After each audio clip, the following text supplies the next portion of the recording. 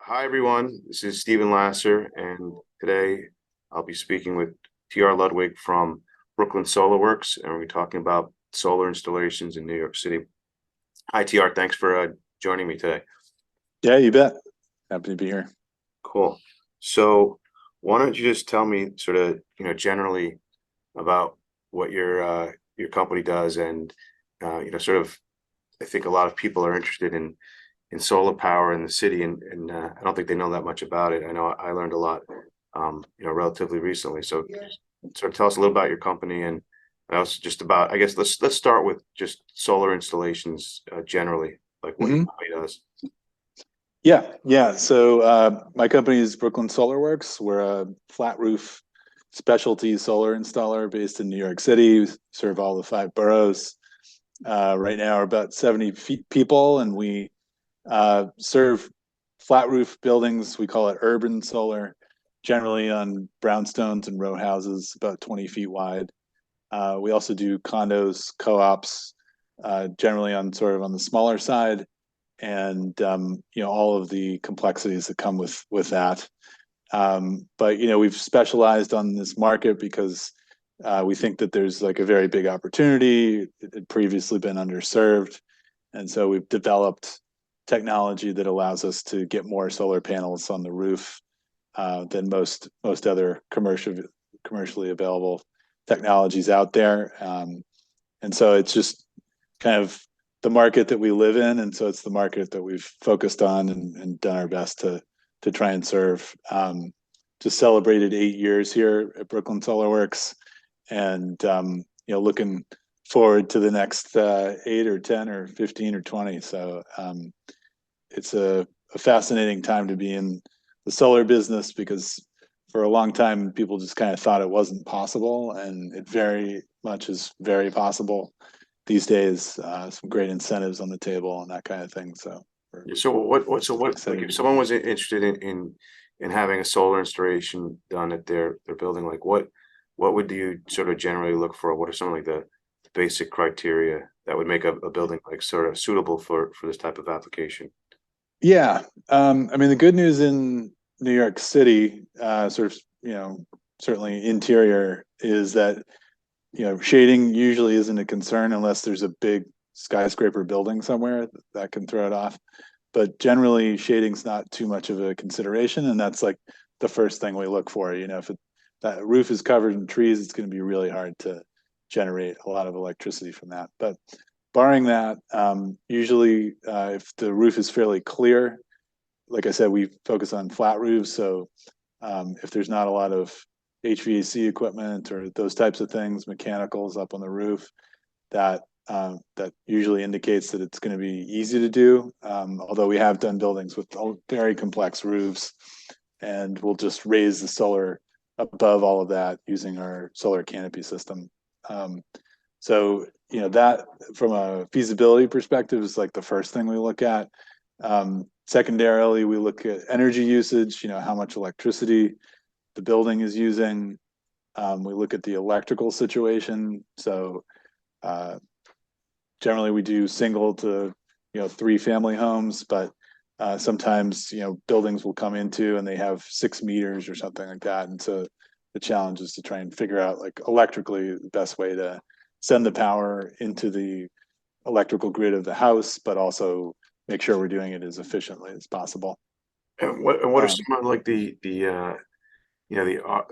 ROI, like what's the term you think that people usually recoup their investment, or how much like for your typical installations would you say? And we're not looking for precise numbers here, but how much mhm, of their electricity do you think they're able to generate on just from the solar? mhm. Is it a full substitute, or how does that shake out? Yeah, I mean, of course, it all depends, but you can offset on a normal sort of brownstone, 3-story brownstone with one or two families.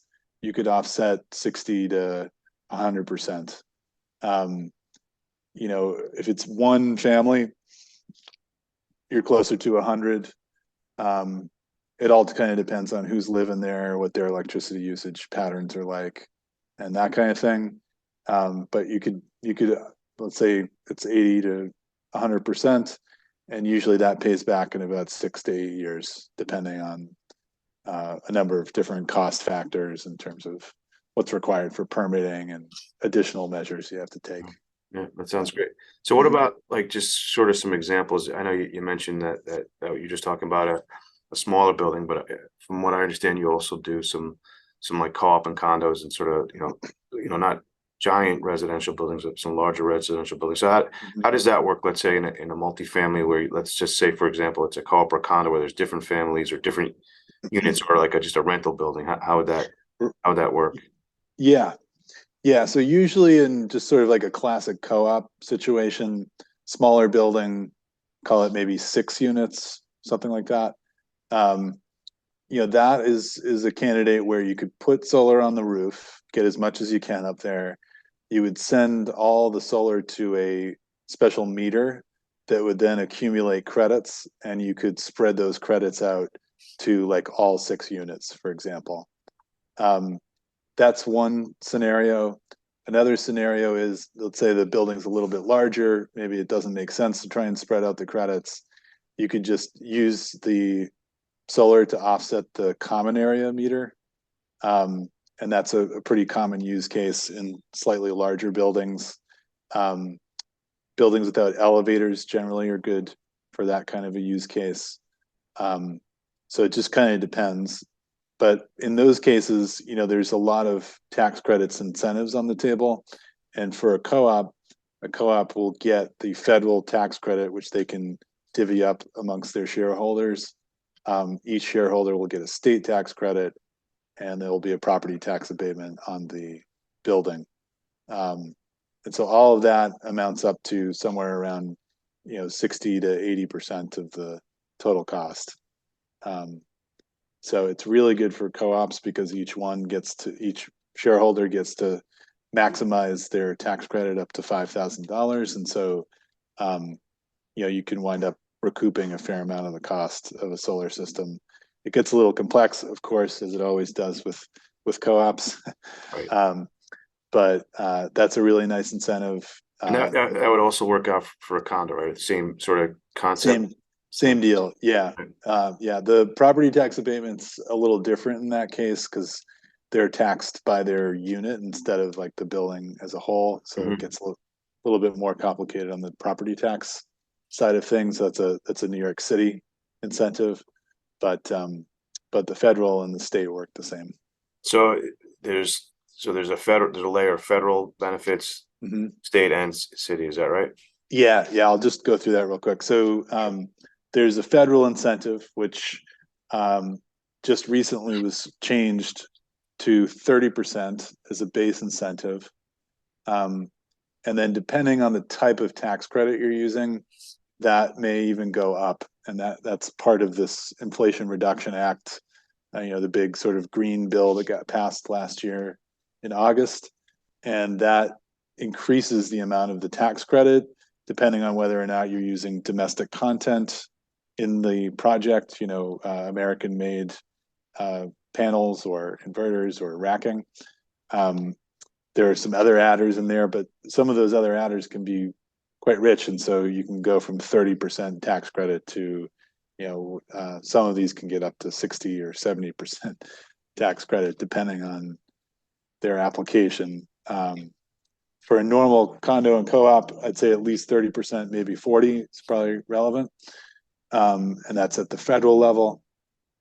The state level, there's a cash rebate of, right now, and for a condo or co-op would be somewhere around, call it $10,000 to $20,000 worth of a cash rebate from the state. And then there would also be a state tax credit that goes up to $5,000. And so that would be on your personal taxes. You claim it, and it reduces your tax burden for that year. And then there's a New York City incentive, and that's 20% of the system cost that gets taken off of the property tax, and that's 5% per year for 4 years. And that,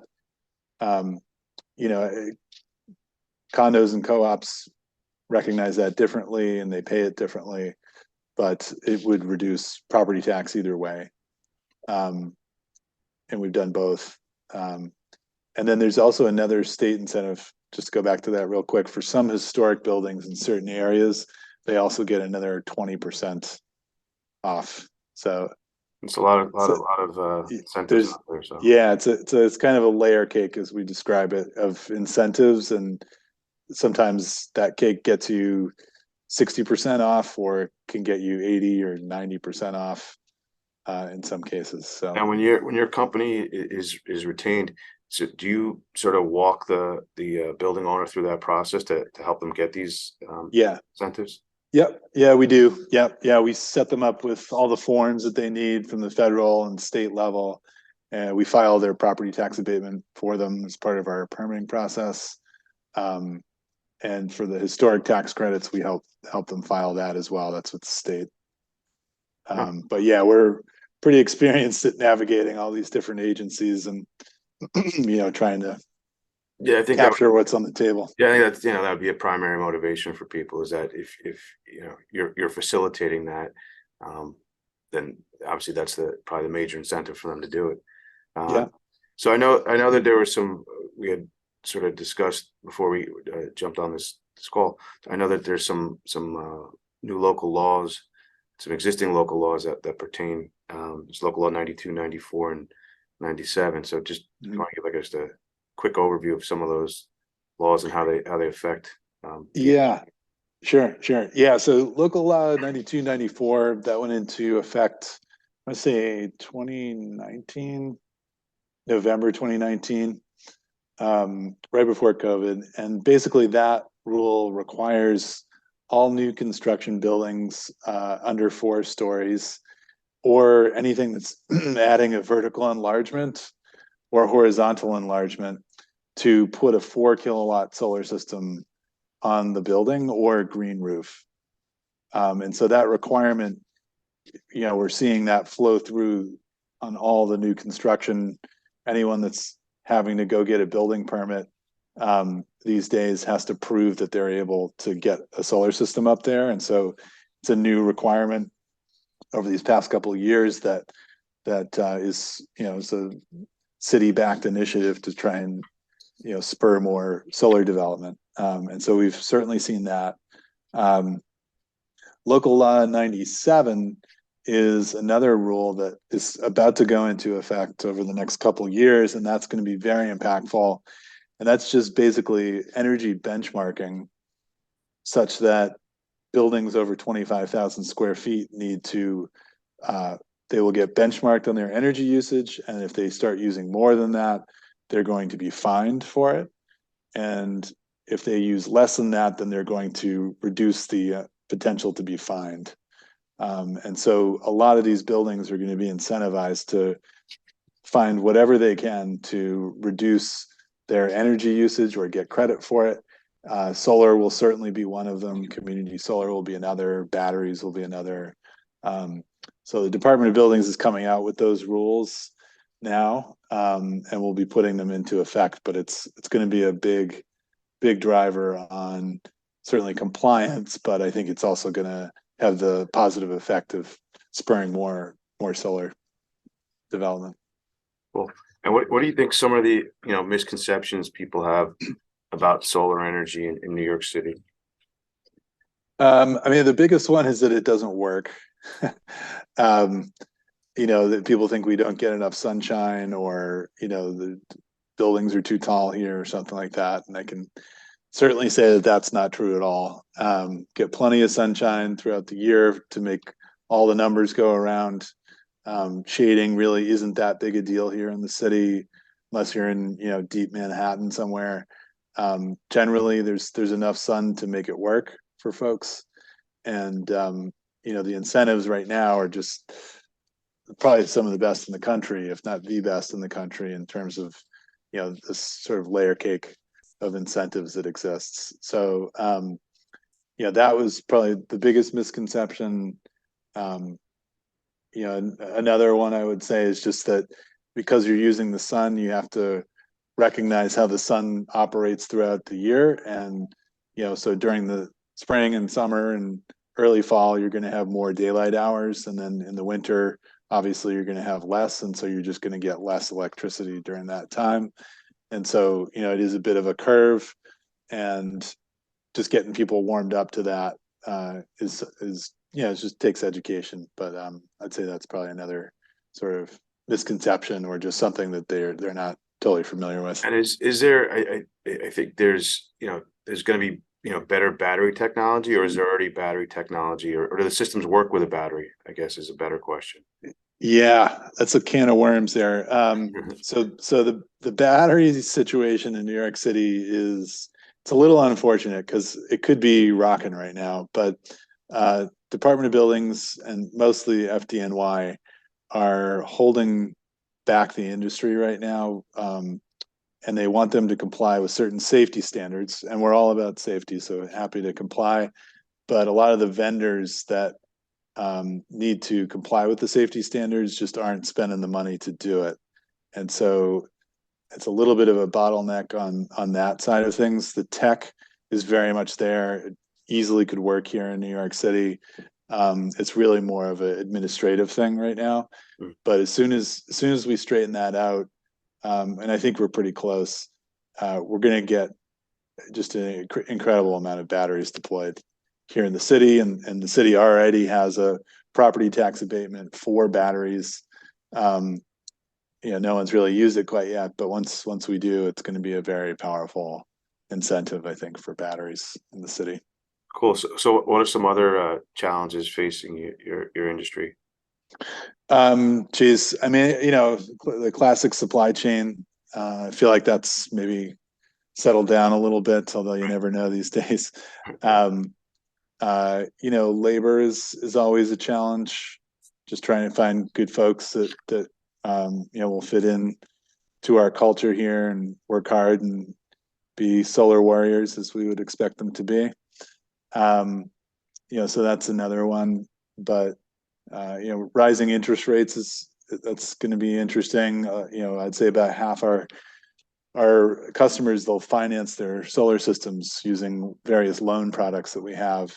And because those interest rates are going up, it's making the loans more expensive. And so it's just adding a little less incentive and reducing savings a bit more. So, that's another challenge we're facing. It's a cycle, so it's up and down, but that's another kind of key pice of things at And this point. what's like the installation time? Let's say someone retains Brooklyn Solarworks. Like what are they looking at to from like signing a contract to when it's actually installed and up and running? What's the typical time? I know every project's different, of course. They are certainly, but and what I would classify as a less complex project, not as much involvement on permitting, just a regular building permit. Usually we can get that done in, call it, 3 to 4 months, and that's all the way through from signing the contract through to designing, engineering, permitting, constructing, closing out. That's usually about 3 to 4 months. Um, on something more complex, which involves landmarks, fire department variances, complex electrical situations, that can take, call it, 4 to 6 months, something like that. And I know you'd mentioned a little bit about your company, so just tell us a little bit more. So, what's Brooklyn Solarworks about? Yeah, I mean, we're a bunch of folks that live in New York City and have decided that we want to try and deploy more solar where we live. And from our perspective, a lot of the areas that we live in are they're underserved. There's not many solar companies that focus on flat roof buildings. And so we've built out a niche for ourselves. And we take it pretty seriously in terms of how we build the systems and make sure they're engineered properly and the equipment we're using.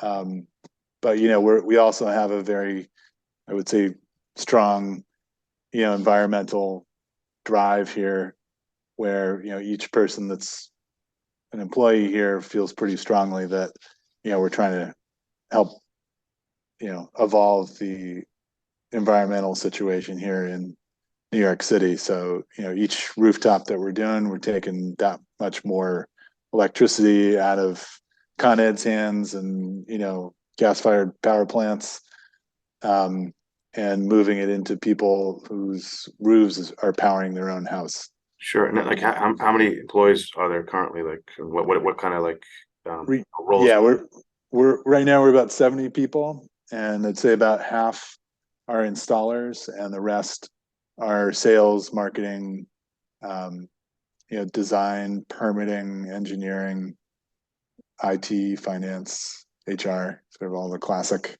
functions here. But yeah, about 70 people. Great. And how do you think your Based in Gowanus, okay. Brooklyn. All right, cool. And how do you think you're different than your competitors? I'm not really sure, who you're competing with, but what do you think your competitive edge is, or what do you guys do differently? Yeah, I mean, we certainly have a very deep specialty in flat roof buildings. That's been our strategy from the very beginning. And with that comes familiarity with 100-year-old brownstone buildings that some other installers don't really work on as nearly as much as we do. Um, so we've got some very specific expertise for 1 to 4 family buildings that and whatever that the electrical situation is in those buildings, we know how to roll with it. Um, the roof situation, yeah, there's probably not a roof we haven't seen that we couldn't figure out in one way, shape, or form. Um, and so we've just got a really good expertise on flat roofs. Uh, we've also developed products specifically for flat roofs. So we designed, patented, engineered solar canopy, which we've now just spun that into a separate company because other people want to buy it too. But it's basically a solution to help with flat roof installs in New York City and get more solar up there than really anything else out there.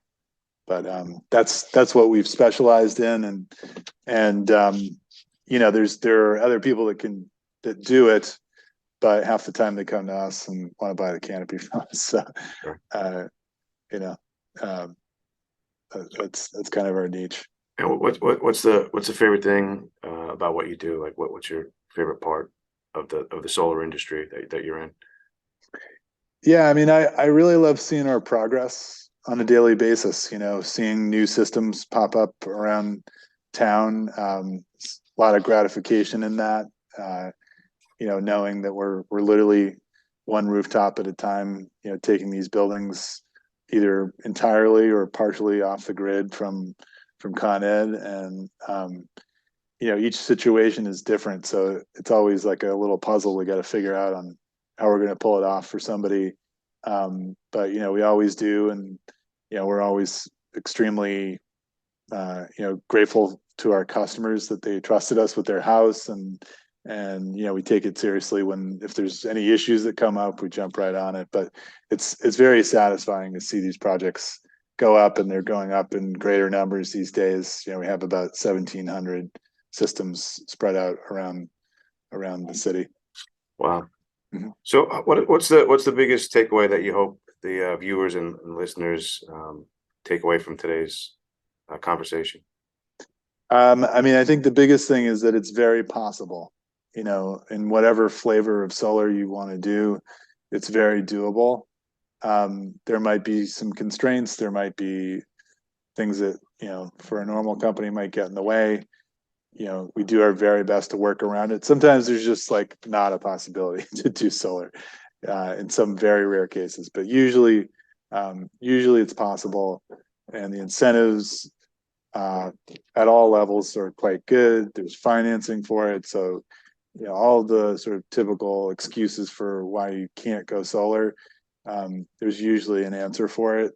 And there's usually a way to make it work so that if you're paying taxes and you're paying an electricity bill, you probably can go solar Great. in one way, shape, or form.